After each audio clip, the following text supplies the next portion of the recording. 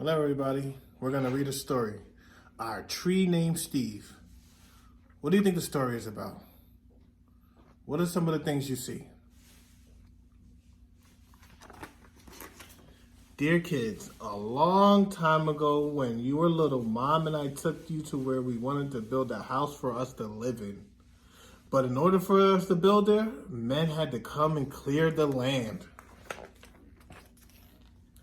I remember there was one tree, however, that the tree of you couldn't stop staring at. Adam thought it was crying. Lindsay said it looked nervous. And Sari, who was only 2 years old, couldn't pronounce the word tree and called it Steve. I love you, Steve, she kept saying. And then Adam and Lindsay started saying it. And before too long, Mom and I got the hint and asked the builder to please save Steve. The day we moved in, Steve was there to greet us. Look at Steve. Steve is the tree. He quickly worked his way into our lives as a swing holder, target, third base, hiding place, and a jump rope runner. Look at some of the things they're doing with the tree. What can you see? And whenever our dryer broke down, he held our underwear with pride. What did they hang on the tree? What do we call that? Yes, right there in the center of our yard, this weird-looking tree grew to become the center of our outdoor life.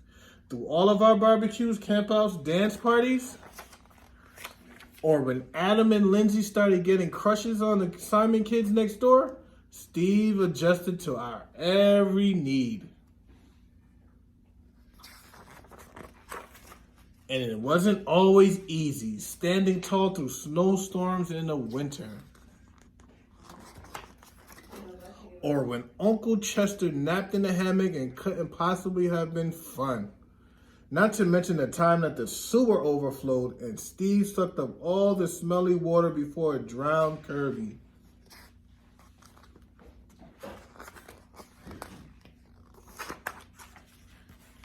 Then got sick himself that the tree doctor had to give Steve a haircut that made him look like a big thumb. Look at the tree. What do you notice about the tree?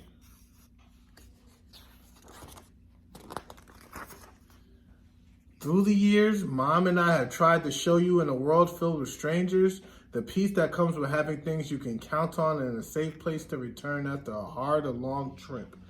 Which brings me to the point of this letter. Last week, a storm hit our area.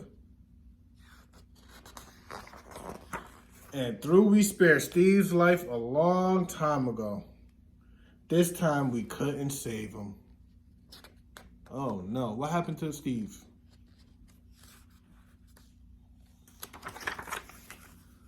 Are we sad? Sure we are. But even in his final moments when he could have fallen on our house, Sari's swings, Kirby's house, or Mom's garden, Steve performed his last trick and protected all of us to the very end. Hidden and friends like this are hard to find.